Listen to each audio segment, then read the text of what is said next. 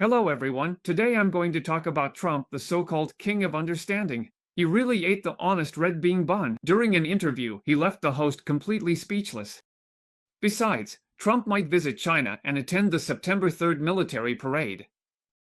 Will the model of the Yalta conference with the three big leaders be repeated? Sometimes, you really can't predict what the US President Trump will do. Recently, when he was interviewed and made comments about China, even the female host was surprised and was left speechless for a moment. On June 29th, Fox News Sunday, a US program that's friendly with Trump, aired a recorded interview with Trump from June 27th. During the interview, when Trump was asked about the US-China tariff war, he showed a very satisfied attitude and said, "We get along very well with China." I think getting along well with China is a very good thing. However, Trump still insists that China will pay a huge amount in tariffs. But the US also has a large trade deficit with China. China understands this. Trump also said that if Iran can prove they are peaceful and will not cause any more harm, he is willing to lift the sanctions on Iran's oil exports to China. When talking about the TikTok deal, Trump once again showed a respectful attitude towards China, hinting that a group of wealthy investors would make an offer to acquire TikTok, but he added that this matter would need approval from the Chinese side. The host, Bartiromo, saw that there wasn't much spark when Trump talked about China, and worried that the broadcast wouldn't be attractive enough, so she kept trying to stir things up. She brought up a series of unfounded China-related topics, like so-called Chinese intellectual property theft, Chinese hackers attacking the US telecom system, and controversies over the COVID-19 pandemic, asking Trump for his views, hoping he would ramp up his criticism and attack China.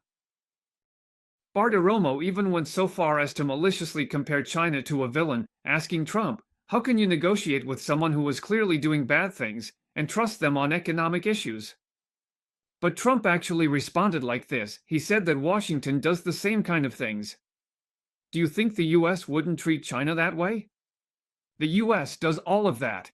The US has done a lot of things. Bartiromo was completely confused by what she heard, worried she might have misunderstood, so she pressed further, asking, "Is this really how the world works?" Trump answered very directly, "That's exactly how the world works. It's a dirty world." It was like Trump had eaten a truth-telling bun, leaving the host Bartiromo completely speechless. Even foreign media were amazed after watching the interview clip. Because when Trump was describing his response, this is how he put it. When Trump hinted during the interview that the US was also attacking China, Bartiromo was left momentarily lost for words. Trump's obvious attempt to play down attacks on China also showed up in another recent investigation. On June 3rd, the U.S. Department of Justice announced that 2 Chinese students were being investigated and prosecuted for smuggling toxic strains of bacteria.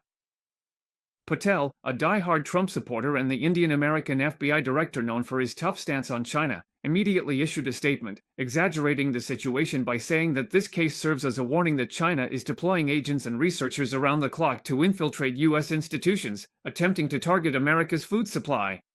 This, he claimed, would have serious consequences and put the lives of the American people and the national economy at grave risk.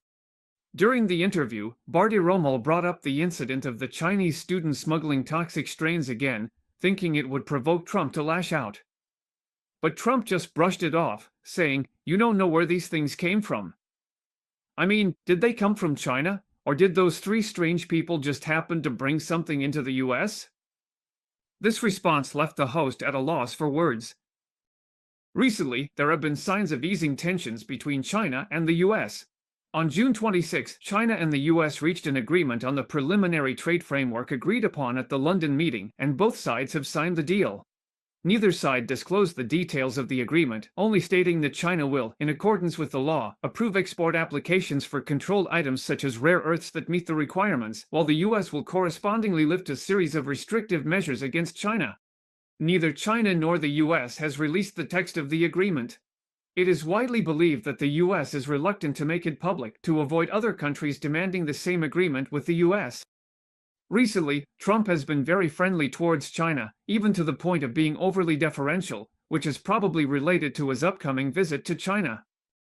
On June 29, Kyodo News quoted sources as saying that China is planning to invite Trump to attend the military parade marking the 80th anniversary of the victory in the War of Resistance against Japan, which will be held on September 3 at Tiananmen Square in Beijing. The U.S. has also proposed that Xi Jinping visit the U.S. during the bilateral summit between the two countries in September. According to Kyodo News, if either of these plans materializes, it would be the first face-to-face meeting between the Chinese and U.S. leaders since Trump returned to the White House in January this year. Kyodo News quoted sources as saying that even if Trump himself is eager to visit China, U.S.-China hawks, such as Secretary of State Rubio and many other senior officials in Washington, are likely to oppose Trump attending the military parade. In response, Chinese Foreign Ministry spokesperson Mao Ning said that during the upcoming press conference held by the State Council Information Office, relevant departments have already provided information and arrangements regarding the invitation of foreign leaders to events commemorating the 80th anniversary of the victory in the War of Resistance. Regarding this specific question, I don't have any information right now. Logically, if the news was completely off the mark, the Foreign Ministry spokesperson would have directly denied it, so there might be some truth behind Kyodo News report. That's a reasonable assumption. First, Trump really enjoys attending military parades. You can tell from the way he randomly held an over-the-top military parade in the US on his own birthday. Second, some people ask why Trump would want to go to China to watch their military parade and see China showcase its advanced weapons. The thing is, Russian President Putin will also be attending. Trump is especially fond of this kind of setup where the US, China, and Russia, the three big powers, call the shots. It reminds people of the Yalta Conference at the end of World War II. Back then, US President Roosevelt, together with Prime Minister Churchill and Soviet General Secretary Stalin, held a meeting in February 1945 at the Yalta Palace on the Crimean Peninsula in northern Black Sea, Soviet Union, to redraw the post-war world order and carve up spheres of influence. Trump has always wanted to recreate this kind of Yalta Conference model, where the world's major powers make all the decisions. The New York Times once published an article on February 17, saying that Trump's grand strategic thinking or his recent actions and statements suggest he might want the US, China, and Russia to each dominate their own spheres of influence. According to the New York Times, Trump has repeatedly claimed he wants to buy Greenland, annex Canada, and regain control of the Panama Canal. These are all moves to expand US influence in its own backyard. But in Europe, regarding the Ukraine issue, Trump is making concessions to Russia. The US just wants a share of the spoils, like securing mining rights in Ukraine. This is simply a case of big powers dividing up the spoils at the expense of smaller countries. Now in Asia, when facing China, all Trump can say is that he wants to reach an agreement. The New York Times article quoted analysis from Tufts University international politics professor Tofi in the journal Foreign Affairs. He said that the leaders of the US, China, and Russia are all chasing after a more free and glorious but illusory past, believing that they can only expand their spheres of influence and try to restore a sense of greatness that is gradually fading away. The concept of spheres of influence originated as early as the Berlin Conference from 1884 to 1885, when the European powers drew up formal plans to carve up Africa. The New York Times believes that Trump's approach is a return to the style of 19th century imperial rule, where major powers each mark out their own territories and act as the dominant force within their own regions. Under this model, the United States dominates the Western Hemisphere, Russia controls parts of the former Soviet Union, and China expands its influence in Asia, which is completely different from the post-Cold War pattern where the US was the sole global superpower. And within this framework, the Taiwan issue is also a key factor. According to the New York Times, Trump has often shown goodwill towards China over the years, and his frequent criticism of Taiwan has even made both Taiwanese and American officials suspect that Trump might waver on arms sales to Taiwan. The article quotes analysts saying that Beijing would be very willing to reach a major agreement with the United States regarding spheres of influence, with Taiwan being the top priority. The New York Times article has sparked some reaction, but many commentators in mainland China remain largely skeptical. Hu Xijin, former editor-in-chief of Global Times, believes that while the New York Times article is novel and imaginative, it exaggerates some of Trump's ideas. Hu Xijin thinks that Trump has many ideas and desires, and the relationships and priorities among them are more complicated than what the article's author described.